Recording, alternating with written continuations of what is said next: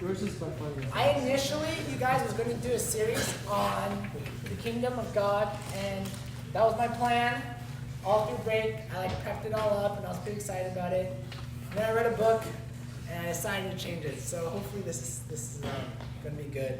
And so one thing that I was thinking about was when I started Kyrie, and Joe, there's not really, it's only Joe that was there, that's here, that when it started. When we started Kyrie together, we had 5 or 6 people in a room.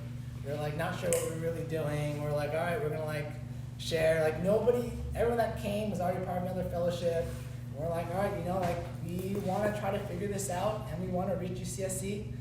And we were all super excited about it, but it's definitely grown a lot. And there's a lot of things I'm super happy about, and I know it's not all about numbers, but our last retreat, we had 50 people go, and compared to having sometimes 6, that's pretty significant. And so we've grown a lot. And as I was reflecting over this break about how Kyrie has grown, I'm there's a lot of really cool things that have happened that I'm excited about. At the same time, I think I want to see more from our group. And it's not more in the sense of have more numbers. I don't necessarily care that the next retreat has 55 or 60. What I care more about was I want to see our lives look definitively different from the non-Christians in our world. And that's something that I think is sometimes hard for us to think about. What makes us all that different? And so the title of this talk, it was, Is God Relevant? And kind of more specifically, is God just a theory? Do we believe in God as some sort of theory, or do we believe in him as something more than that? So before I jump in and try to figure out what is God to us, I wanted to start off by talking about my marriage with Wendy. And it's related, I promise. And so I've been married to Wendy for over 4 years now. We got married I'm a year older than her, so we got married a year after I finished college and pretty much right out of college for Wendy. And we learned a lot. Probably the biggest thing that we learned was that we didn't really know what we were thinking about when we thought of marriage. When we thought about marriage, it's going to be so much fun. It just makes sense because we're going to be together all the time, and we just get to do everything together. And it's honestly, we both serve a lot, so we could do twice as much. And we're this is going to be so awesome. We got married, and we started to realize that we were different. And we knew we were different, but we just had different expectations and different norms when we got into our relationship. And so one of the first things we learned was that we no longer have our my time or my decision or my money or whatever. So practically speaking, if I wanted to go play basketball after work, I had to tell her, which is not a huge deal. But the reality is that she's why are you home at 7? Or another example is maybe I saw something really cool that I wanted to buy, and it wasn't something that was essential, like food or something. It's I want this cool gadget. I couldn't just buy it. She's why'd you get that? And I'm because I wanted it. And she's well, we don't need that. And I'm you start having different conversations about what's important and what's necessary. And so, as we continued in our marriage, we learned that marriage does have really good times, but it can be difficult. And sometimes the issues are a little bit more intense, right? They're I think what you did, I value spending time with my family more. I value, spending time, I want my own time more. And you have to figure out, how do we resolve these issues that we have with one another? And so, what we learned was that we both brought these expectations to our marriage, but we didn't necessarily communicate with one another, and to some degree, we didn't even know that we had. I expect that when we eat dinner, we all sit at the table. And in Wendy's family, when they ate dinner, they kind of all did their own thing. And I was what? No, we should eat at the table. And we now have learned, we're going to eat at the table when we have dinner. But we have to come to an agreement that this is the culture that we're going to have in our family. And so this has often caused tension in our marriage. We've had difficult conversations. We've been frustrated at each other. We've not wanted to talk to each other. And we've had to figure out how to work it out. And so as we've kind of begun working out some of our differences, or a lot of our differences, a lot of like really beautiful things come up, right? Instead of like, oh, we're always together and like I just like want my own time, it's like, oh, we're always together. Like, we get to like figure this out together. Our communication gets better as we get to know one another. We already know what the other person expects sometimes. Sometimes, like, when I get home, I can just assess the situation and be like, you know, this is just what I should do, and I do it, and we don't necessarily even have a talk about it sometimes now. So we have a really good communication. And I think this past year we've taken another step where we've recognized that sometimes, oftentimes, the other person does something mean or harsh, or that towards, when he does something to me, mean or harsh, or I do something mean or harsh to her, and we start to realize that, you know, she may not be doing this like intentionally to try to hurt me. She may be doing this because she had like a really long day with Ezra and she's really tired, and while she shouldn't do it, it's just like a hard day. And we've learned to have grace on each other.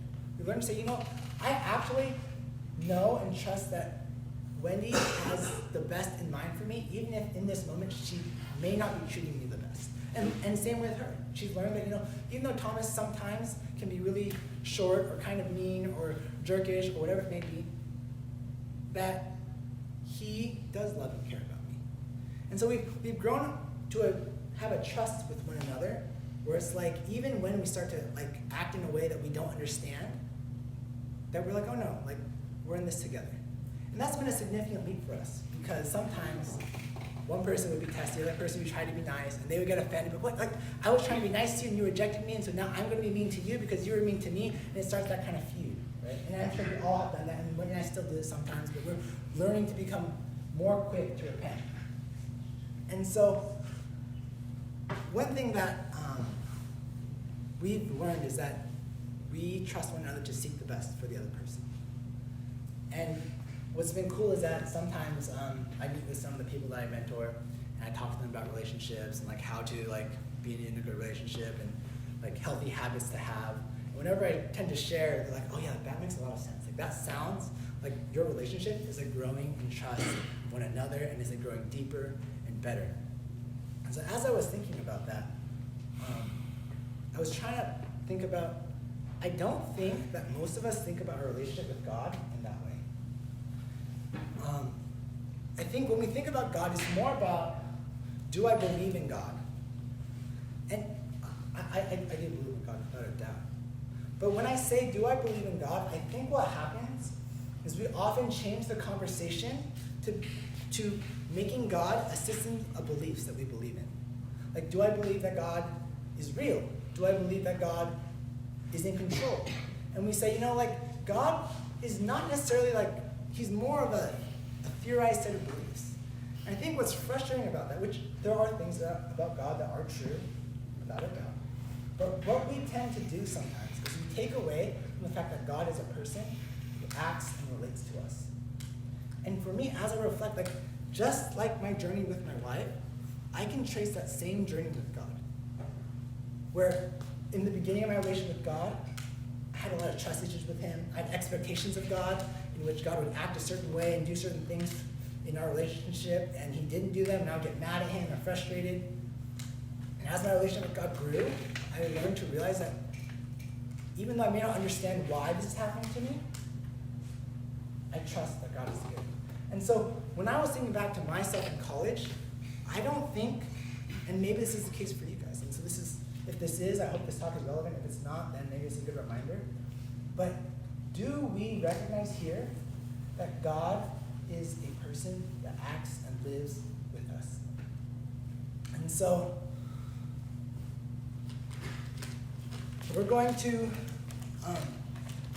so to highlight one of the strange ways of thinking about that, right, is if we think about God as a set of beliefs, or like, do I believe in God as a belief? It's kind of like saying to Wendy, you know Wendy, like, it's cool and all that like you're like a person and I can like interact with you, but I'd rather like, can I just like watch you to see if I like want to be in a relationship with you, or if I agree with like how you live your life? Or do you have like an autobiography that I can like read before I like start interacting with you? It's like a very strange way of doing it, right? Our God that we believe in is a personal God. He's not impersonal. He's not some set of beliefs that we just like, okay, I checked the box. Okay, I believe in this. Okay, you know what? I think I checked most of the boxes, so I probably believe in God. The God that we believe in is a God that we have a relationship with. And when I go back to thinking about what I wish Kyrie and how I want Kyrie to grow, is I want to see each and every one of you here to have such a strong relationship with God that anchors you and controls your life, that you guys are like a light, because you're like, oh man, like your people that are around you are like, this person's different. They suffer differently. They deal with life differently. And so we're going to jump in. We're going to jump into one of the biggest problems, I think, that we have when we have a God that's like this theoretical idea. And I think one of the biggest ones is finding God in suffering.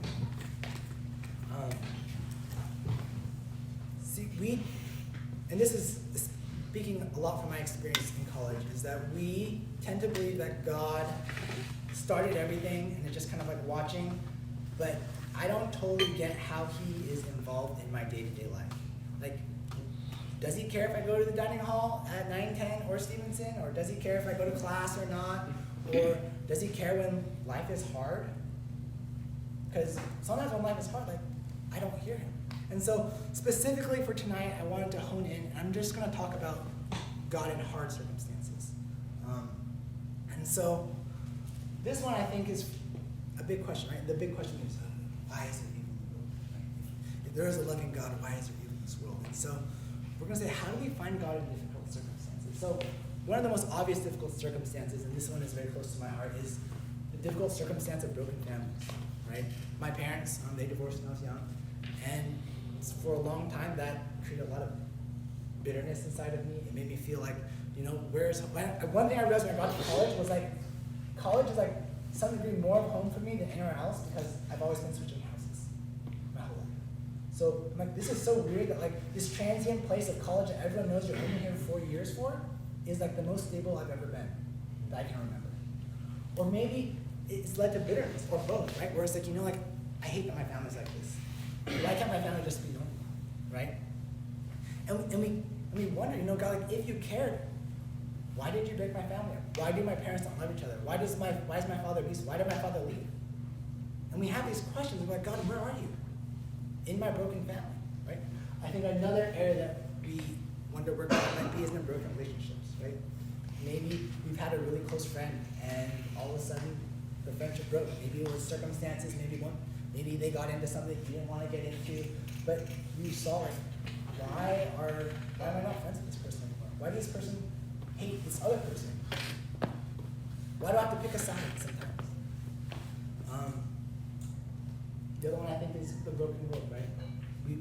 We live in a world where things happen that we have no control over, right?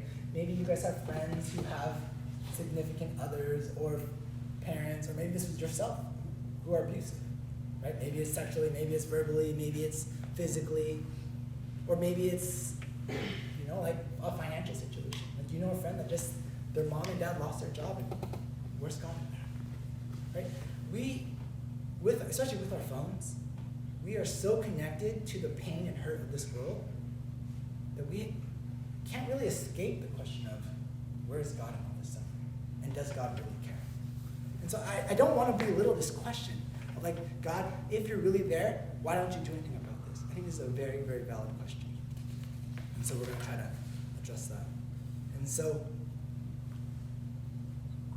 I want us to start off with one of the most fundamental theological foundations of the Christian faith, and that is the incarnation. And we're going to talk about why does the incarnation matter to the fact that God cares about people. So if you don't know what the incarnation means, it basically means that God took on flesh and dwelt among us. That God, fully God, this great big God, took on the confines of the human body to walk and be among us. And so this is John 1:14. And the Word became flesh and dwelt among us, and we have seen his glory, glorious as of the only Son from the Father, full of grace and truth. Now, why does the incarnation matter? Why does it matter that a huge, powerful, all-knowing God became man? Why does that matter? One of the things that really helped me understand this was having Ezra. You guys know Ezra's my 1.5-year-old son. He's super cute, love him. And he was born on July 3rd, 2018 is when he gave birth to him. I remember that first birth. It was super stressful. We were in traffic on the 17 to the hospital, and I didn't know what to do. Then we were in the hospital for a while, and you can ask for the details. I can give a lot of the details because I remember it. And, all of a sudden, at like 3-ish in the afternoon, Ezra's born. He is birthed to this world. And he looks all like shriveled up and kind of bluish because that's what newborns look like, and they're like exposed to air. And he's like, this place is so inhospitable. It's cold. Like, where have you spewed me out into? And I remember his first poop was huge. His first poop was called, it's like a sticky. It's called I forgot what it's called. It's like a sticky like inside of it. Sorry, too much information, right? But I remember these things, right? I cherish these memories. And I remember him growing up, right? I remember him learning to stand. And we got so excited when he first stood, and then he started to crawl around and roll over and started to walk and started to run and jump. And I had so much joy watching him grow. And one of the things that I've been absolutely amazed by was that you can teach a kid sign language before they can speak. Because their vocal abilities aren't very developed, but they can do like simple hand signals. And so what brought Wendy and I so much joy was we got to learn sign language to teach to our sons so that we could communicate with him. And so that sounds super fun. That sounds like Wendy and Thomas, they got to learn sign language. Sounds so fun. Now, if I said, hey, if any of you guys want to come to Kyrie, learn 10 words of sign language before you walk through that door, you'd be like, okay, that sucks. I don't want Homer. Okay? And the reason why I want to contrast that is that the reason why Wendy and I love learning sign language is because we love Ezra. And so we are willing to somehow like spend our time and our resources to be like, okay, we're going to learn how to communicate with Ezra. And while this isn't a perfect analogy of understanding the incarnation, it's this idea that a loving God took so much joy in lowering himself to be like us petty humans who are so foolish and selfish and self-centered and like can't really realize what's going on because we're worried about like what we're going to eat or like who we're going to hang out with. And God's like, no, I'm here. I'm here with you guys. I'm learning the language. I'm walking with you. And God already knew the language, obviously. But he's walking among us. Like the God that created everything decided that he wanted to confine himself to a body, a finite body with real hands, real feet, like real hunger. He went to the bathroom, he did all that stuff. He was even a baby.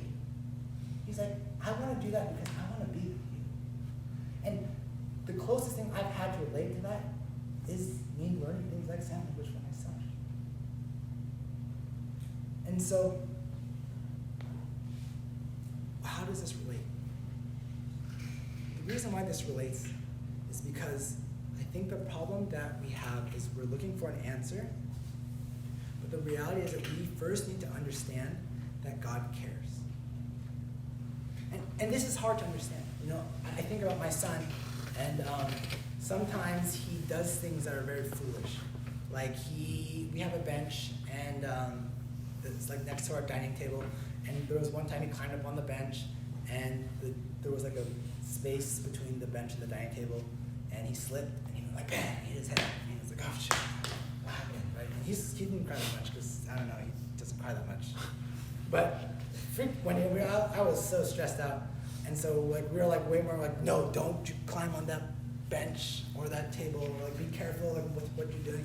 And sometimes he gets mad at us. He's like, why are you doing like I'm trying to climb, like I'm learning how to like do all this stuff, and I can't really explain with him like, you know, why you can't do that. Or another experience is he touched a really hot light bulb. He burned his finger, and so we try to protect him from burning himself, but sometimes, you know, a little kid runs somewhere and you don't see him and he does it real quick. But we're like, you can't play with this lighter. You can't play with this candle. And he gets all frustrated. I want to play with the candle. I want to play with the lighter. He doesn't understand what we're doing. And so from Ezra's perspective, he may feel like, you know, my parents don't care about me because they won't let me do or have what I want. reality is that I hope as Ezra grows up and he like recognizes like how Wendy and I raised him, that he can recognize that, Thomas, my mom and dad, my mom and dad, Thomas and Wendy, they care about me. The reason why they didn't let me do all these things was because they cared about me. And so for us, when we're in situations that are really difficult, do we at the bottom line know that we care, that God cares for us? The same thing with Wendy and I. When we're in an argument and we like, oh, I hate her, like she just did that. You just like, she knows like she's like that's like my weakness, and she's intentionally like doing that to like, are you kidding me? But do I at the bottom line know that she cares about me? You see, that is a fundamental part of a relationship that if you don't have, your relationship will not last very long, or it will be very unhealthy. And I don't think we have that with God. And so the whole idea of the incarnation, there's a lot that's to it. But one of the main ideas of the incarnation is that God did this because he cares. God had no reason or need to become man and humiliate himself. And I go, well, I'm not that bad. You'll learn. God becoming man, taking on flesh, becoming a baby, is one of the greatest signs that he cared. And that doesn't include him dying on the cross for us and all that stuff, but we're trying to keep it short. So, the incarnation is God lowering himself to our level because he loves us. And secondly, the incarnation is God sacrificing himself for us, right? And so this is all over the Bible. These are just two really quick verses that show it, right? Galatians 2:20. I've been crucified with Christ, and it is no longer I who live, but Christ who lives in me. The life I live in the flesh, I live by faith in the Son of God, who loved me and gave himself. So it's an additional, right? He gave himself for me, right? John 3:16, you guys have heard this. For God so loved the world that he gave his only Son, that whoever believes in him should not perish and have eternal life. That God is trying to give us something, right? And there's a lot you can jump into it, but stop. And so, if we believe, okay, you know what? Maybe this God does care about me, but what do I do if I struggle to believe that when things are hard? Or I don't feel like God cares. Like, that's a real issue. Like, okay, you know what? Like, I've been in a situation where intellectually I know something is true, but I don't believe it, or it's too hard for me to deal with. Like, there's times where, in my relationship with Wendy, where I've known that she loves me, but I'm like, oh, no, she doesn't. Like, I know, but no. She wouldn't have done that. She would have loved me. But no, she loves me. Right? We have that thing of, how do we find God in suffering when so often we feel as if he's not there? Or that he doesn't care. He's like, it's a big deal, tradition, big deal. Deal with it, suck it up. God cares.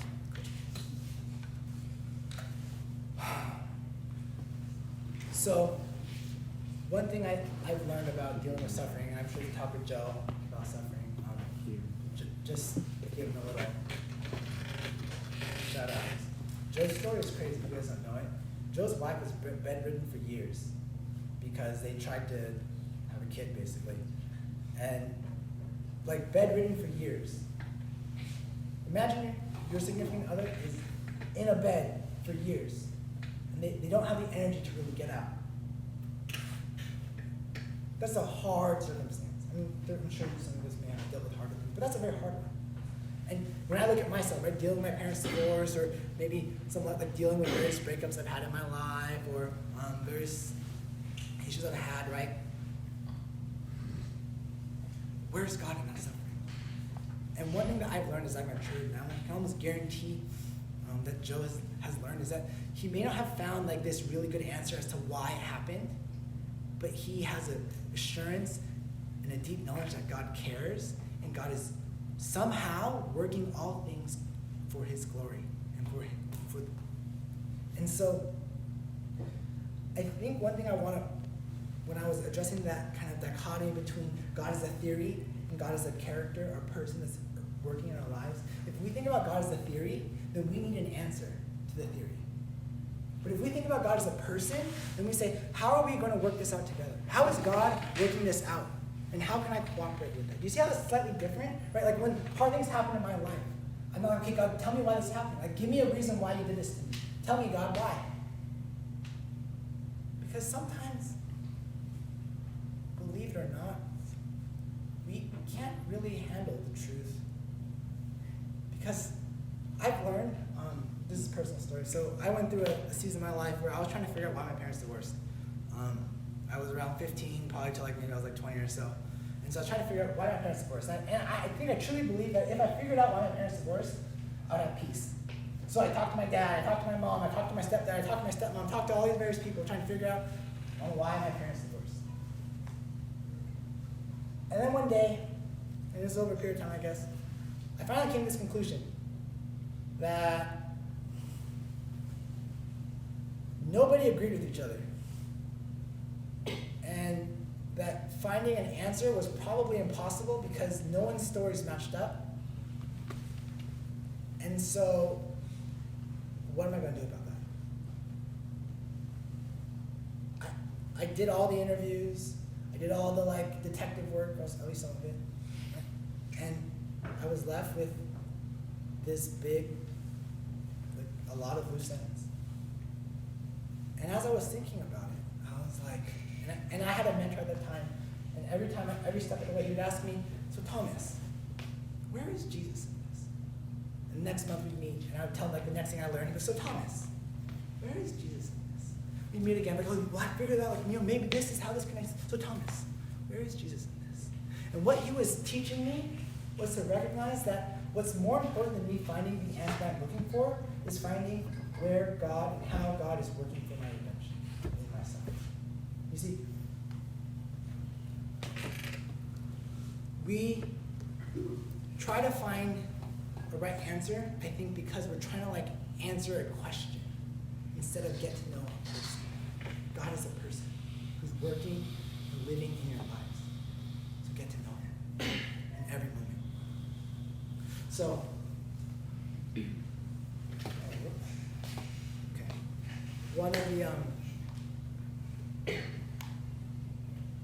one other story is that in addition to me trying to figure out my parents' divorce, I was trying to save my brother for a long time. He's not a Christian still, and he's kind of a logical dude. So I figured, if I could answer all of his questions, that he'd become a Christian. And so one time we sat in the car, and I was like, so why don't you believe in God? And he's like, oh, well, this one. And then we talked about it. And he's like, okay, fair enough. I guess that's reasonable. Another question. I guess that's reasonable. And all of them, he's like, okay, I guess it's reasonable. And I was like, so why don't you believe in God? He's like, well, I don't know. And I was like, what do you mean you don't know? You do know. I just told you you do. He's like, well, I don't know. And I was frustrated. And I was like, he has the answer, but he doesn't know the person. The classic question of why is there evil in this world, right? I was telling my brother things well, there may be evil now, but one day there will be no evil. Or, the real reason why there's evil is because you and I exist in it, and we're just bad people, right? And I went through all these kind of questions, trying to answer why is there evil. And I was trying to be hey, it just makes sense. Just accept it. We're evil, so that's why there's evil in it. And we should just be grateful that God lets us evil creatures exist and all this. And he's like, yeah, maybe. I guess that's good. And as I reflect on that journey, I realize that our temptation is that our way of dealing with suffering is to believe that God doesn't care because he's not fixing the problem, right? So, God cares about you and me. And how do we get to believing and understanding that? Like I said, I had a mentor who constantly asked me the same question over and over and over again. And I didn't realize that until about a year in, to be honest. But he kept asking the question, where's Jesus in that? Where's Jesus in that story? What do you think Jesus would have said to them? What do you think God is? And what that mentor did for me, and I've had another good mentor, was that he was starting to turn my heart away from my problems and the things that I was focusing on, and starting to teach my heart how to listen to God, as a person. And as I started doing that, I became less focused on the things that frustrated me, on the sufferings that I was dealing with. And I became more and more in tune with recognizing how God is working in my life. it started to trickle down into like more and more minute things in my life. And I started saying, okay, God, I'm really bored at work. Where are you? Okay, God, I don't want to drive to work. It's raining. It's cold. I'm going to be here. Where are you? Okay, God, life is hard. I'm really mad at my wife. I don't want to talk to her.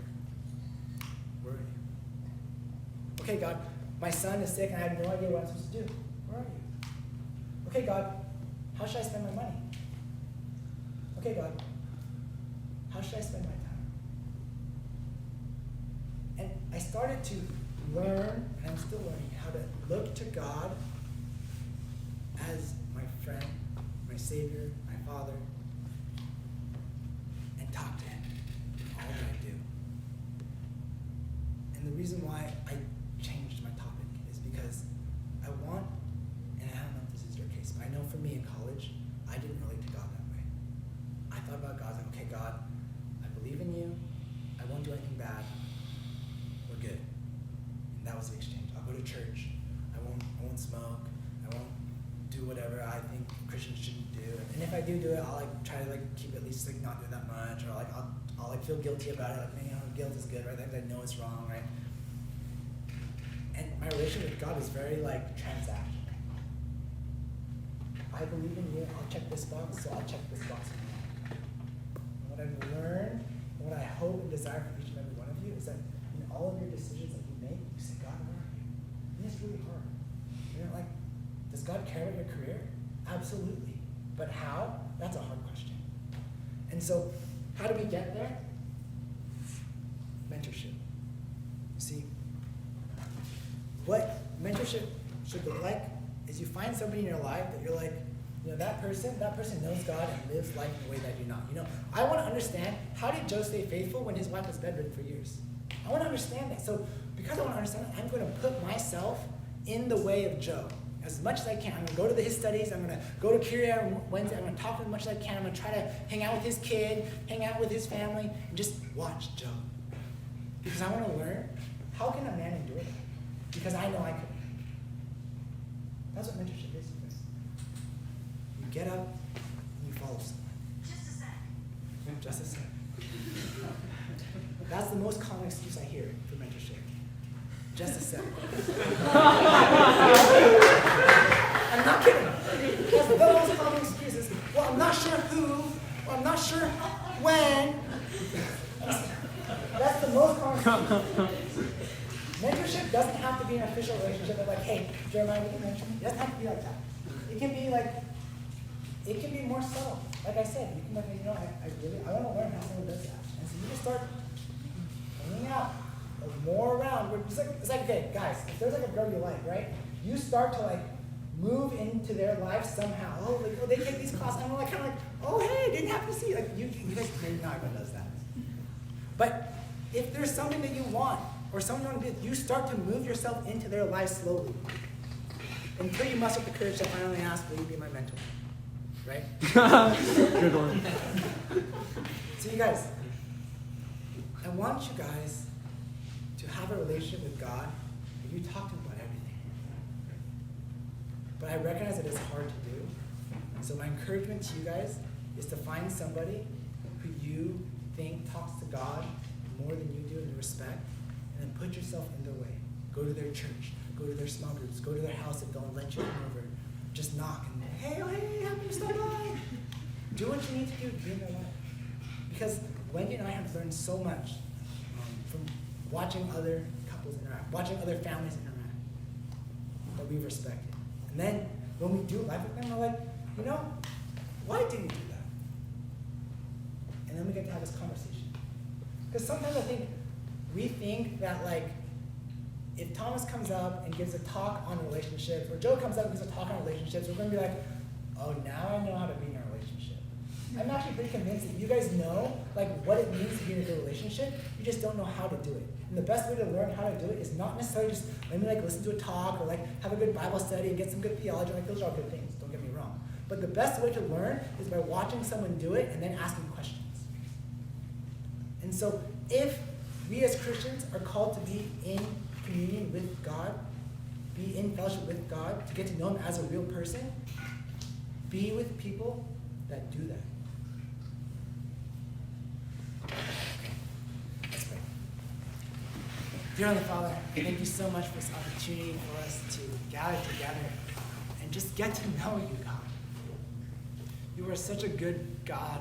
You're a good Father, and that may be a hard term for a lot of people. You're a good shepherd. You care for your sheep. You care for your children. You care for us, God. So I pray that as we grow and mature in our faith, that we grow in our ability to recognize what you are doing and grow in our ability to cooperate with what you're doing in our lives, God.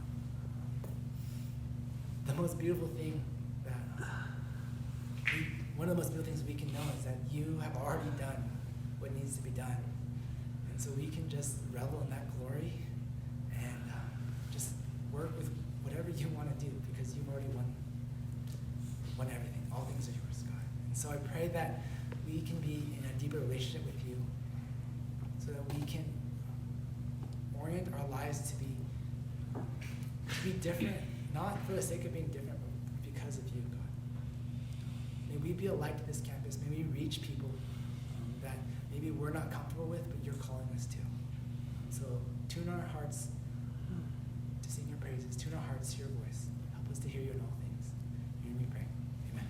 Amen. All right. Q&A. Any questions? Thoughts? Amen. What was Cookie Rip? It's How to Not Be Secular by Jamie Smith. Yeah. Fun book.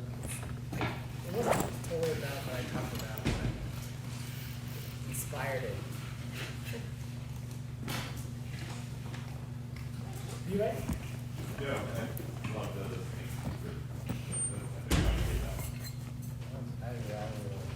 Any questions, thoughts? This is not, I don't really feel like this is totally a question message, so if there's no question, that's fine. I don't know what I would ask. Oh, go for it, Jason. So someone who's been grew up in a Christian home and church, like I've always thought that like before I came to college, I thought that like you can somehow like get closer to God, like somehow you can better your relationship just by like spending your time with Him, getting to know Him in His Word, listening to your sermons, loving one another. But like, what do you like? I just felt like, well, I didn't know this until I was in mentorship, but like, what do you guys think is like the fundamental issue with that?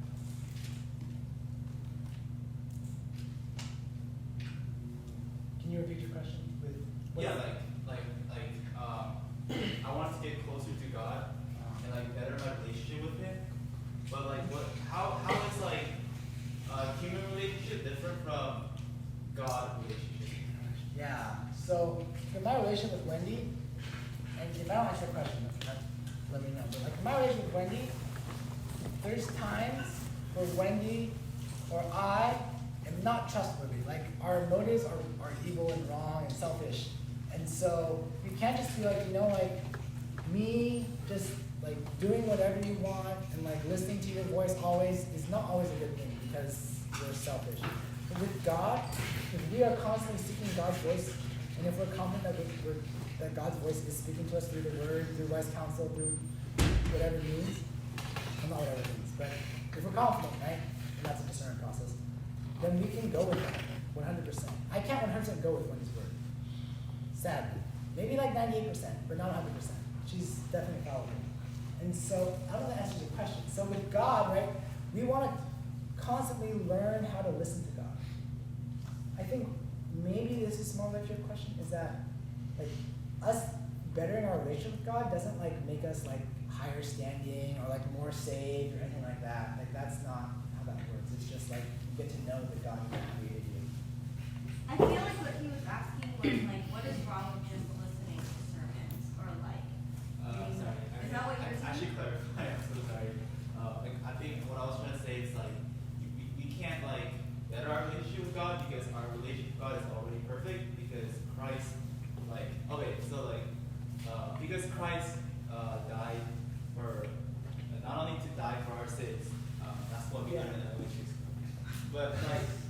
but more in that like he came to redeem us and to adopt us as sons and daughters, so that we enter into already a perfect relationship, that was purchased by Christ. So like in Christ, we're already sons and daughters, and we can't be more, I guess. True. So so with my son Ezra, for example, right? Him disobeying me, him disrespecting me, him acting out, will not change the fact that he is my son. But as he grows and matures, we would call this, in the Christian terms, as he's sanctified, he becomes more and more aware of what his good father is doing. And so for us, God has already set everything up. God has redeemed us. We're made right with God, but we're still in this already not yet place where we're like kind of fleshly. And we still have desires that like aren't of God. And so we're trying to figure out how do we work out those desires to become more like God's.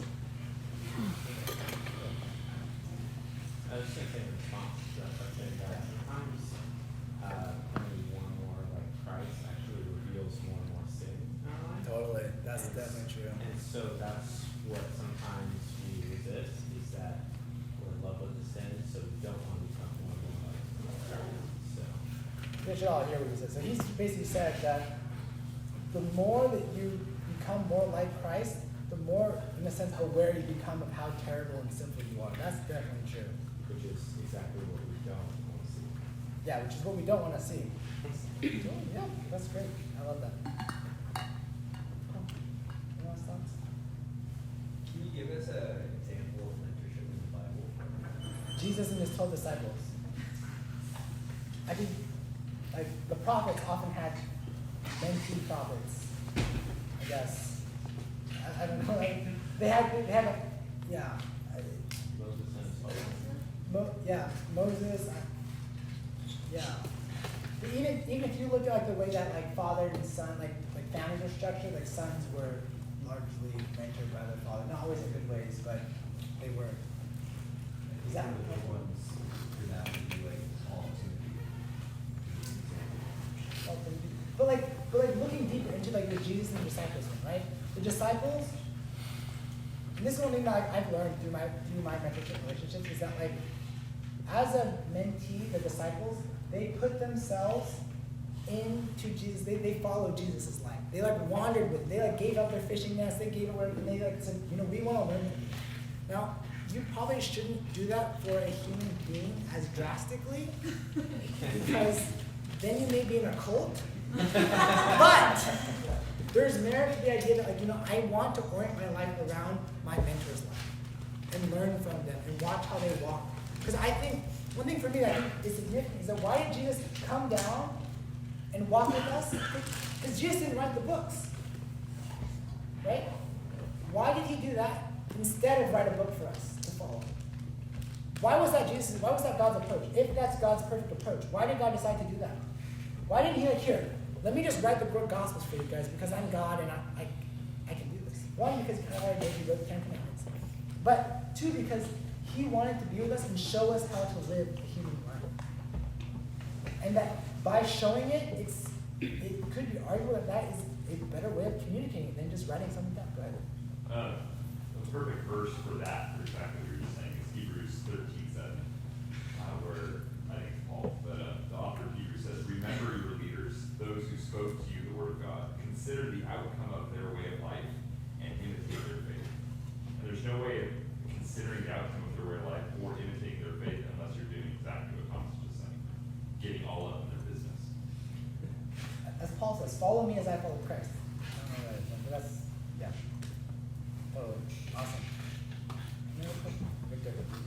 As people who do mentor others, I feel like we have to admit that like we do like have shortcomings ourselves. At what point do we point people who are seeking help from us to go to a minister? So Victor said, as a mentor, at what point do we point other people for help? So I'll answer your question, but I'm gonna use this to jockey another point. Do it. I'll answer it in a second. You guys here should be or be thinking about also making disciples. This is not just like, let me go find someone who will make me a disciple. Like, your end goal is to continue to make disciples. So Victor's question of like, as a mentor, like, what do we do when we're out of our league? That should be relevant to you guys, because you guys should be thinking, well, how do I counsel my friends? How do I be a light to the people around me, right? And what do I do when something out of my league happens, right? Like, well, like, I don't know how to deal with that. Like, I don't have much experience, right? One thing that's great about being a mentor is that you're not like their catch-all savior Jesus for them, right? You're saying like, hey, this is how I live my life. This is what I've learned. And this is not something that I know that much about. And so you should try to educate yourself if you can, and try to be able to be like, hey, like, so this is what I'm reading. This is what I found was helpful. So here's some articles or some book you should read. But also you should consider talking to this person who probably knows more. And having more than one mentor is like a blessing, because a wise man has many counselors. Huh. And just to add to that, that's why being part of a local body of faith where there are many generations present is so crucial. Where if I'm just hanging out in my peer group, and if my mentors are just like one half step above my peer group, it's like the blind leading the blind. But if I have someone who's 10 years older, and then they have someone who's 10 years older than them, and then we all have someone like 80 years older than all of us that we worship with every single week, then there's safety in numbers, but then also safety in generational numbers.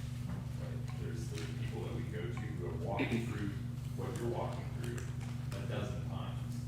Like, I've only walked through it once or twice, but this guy over here, 70 years old, he's walked through it 20 times. Who would you trust to give you a straight answer as to what it's like walking through this? Someone who's walked through it once or twice, or someone who's walked through it 20? You know, I need to know that guy, and I need to sit under that guy. So yeah, there's going to be times where, you know, we're sufficient. Thomas and I are sufficient, and then there's times where no, we're not. Let's introduce you to this guy and bring you over here. You guys should go out and talk. I think to add to that, there's both a severity and competitive factor to it. So if somebody comes up to me and says, hey, I'm thinking about suicide, I have no idea how to deal with that. I'm not trained for that. I'm 100% going to try to do my best to help them through that, and I'm also going to point them to somebody who does know what they're doing, and just make sure they get the help they need. And that would be like a very severe case, but that deals with different struggles that you're dealing with. Hey, I'm doing this really big thing. I don't know what I'm doing. Let me come alongside you. You're still with them, but it's let me come alongside you, going to somebody else. And there's also a like, I've been struggling with this, and I've been coming to you, and it's been going on for a really long time, and it's just not quite working. That would also be possibly another time to, okay, well, let's find something else. Let's switch it up. Let's find something that does work. And maybe that means you bring them to somebody else. But I think in that, there's still you're coming alongside them and doing it with them, rather than well, you know, that's not my problem. Let me point you to this person and say, I care about that. Let's go to this person together and figure this out. That makes sense? Last question? I think the coming alongside part is key. I remember in college, there were seasons of my life where I only wanted to talk to my peers because I felt like they would only get me, and like they won't judge me in the same way, or I don't want to confess to Joe because Joe doesn't understand anything about this. Like, we assume that the people in our church won't understand and are super holier than us, but that's like, I don't know how you get over it, but you should just get over it. And I think like sometimes we're like, we don't know how to talk to adults, like, or older people, because all of you guys in here are adults. You guys are 18 legally, but you don't know how to talk to older people, or like, how do I go up to someone and say like, hey, I've been struggling with like depression. Like, that feels awkward. Like, I don't know how to just drop that on someone. Like, how do you guys think? Right? Isn't that some of the reasons why, like, you guys don't just go up to Yeah.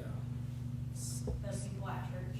So if there's no one in your church that you respect, you should probably find a new church, but you should also probably ask yourself, like, am I just being a chicken? Because, and here, realistically speaking, the reality is most of us, and this is definitely myself, will not look for help until we're desperate. The wise ones of us will prepare ourselves for when things are hard, then we can endure it. The majority of us who are fools, this is definitely me, so I'm not trying to condemn this is like my life. You and I will look for help when we need it. And then, this is like if you mentored by me, what I say is like, you're kind of already too late. Like you've already lost, so we're gonna do like, kind of like damage control, and then we're gonna try to like work ourselves towards like becoming holier in the future. Because sometimes we get in situations, and we're like, okay, I need help now, but like, you're like already like this deep in life, right? And you're like, okay, like, why am I not out? Like, you're supposed to help me. And I'm like, dude, this is like a long journey out of what you got yourself into. Does that make sense? And so for us to say, like, okay, I want to seek help now because I know that difficult situations will happen. Or maybe you're already in a difficult situation. Now is always better than later, right? Just a moment, just a minute, right? Don't wait. Now is always better because the thing is like the critique of like, like I'm going through something really hard, but no, like there's not anyone older than me that I know or trust or like understands my situation. That might be true because you've never talked to anyone older than you and wiser than you that you respect. Because you're like, oh, well, like, I could go and like try to like lurk around Joe's house and try to get in, hang out with his family, or I could go hang with my friends. Right? Be a creep, follow him around. Seriously. I'm serious. That's the best way, that's like the best way that I've learned. Yeah.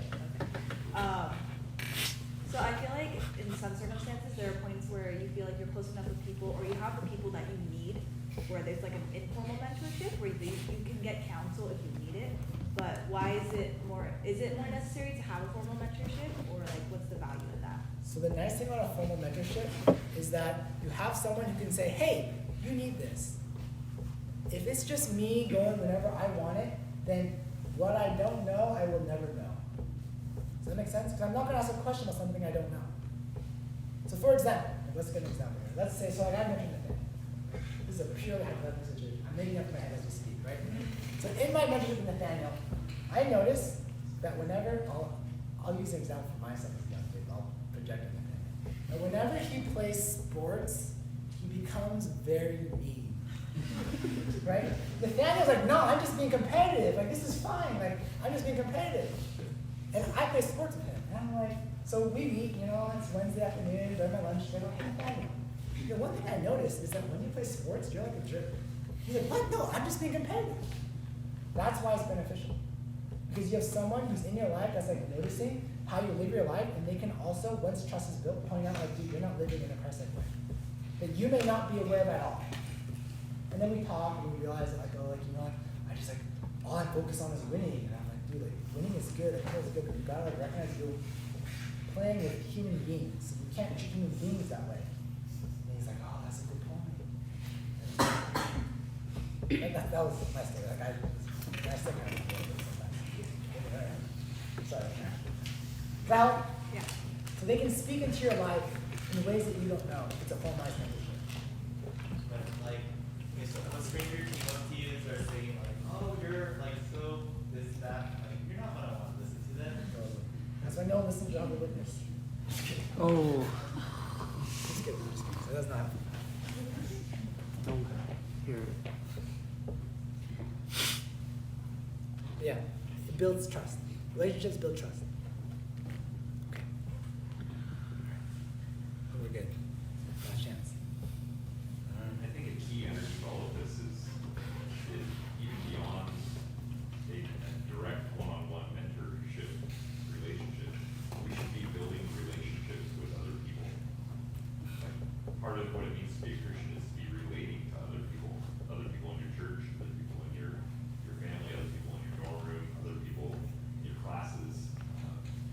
And then also have those particular people that you reach out to, that you submit yourself to, you consider them an authority figure in your life, and you give them the freedom to speak into your life. But then even beyond that, developing a habit of relating to other people, so that we're not just in a world of one, we're not just in a little insular, Yeah. it's me that's what it is, then it's always gonna be, I'm gonna go when I want an answer to something that I think I need to hear. It's true. We're increasingly in a world where we can be with the people that are like us. And that's a very dangerous thing. Because if we're all the same, then that means we're all wrong in the same ways. And we don't know it. So the diversity of being around other people and other generations, other ethnicities, other perspectives helps keep us like honest, like not blind. Because like with Wendy, we've had discussions that I've never even considered because she thinks something's important and I don't even think about it. I'm like, oh, maybe that is important. I'm not sure. Feelings are important.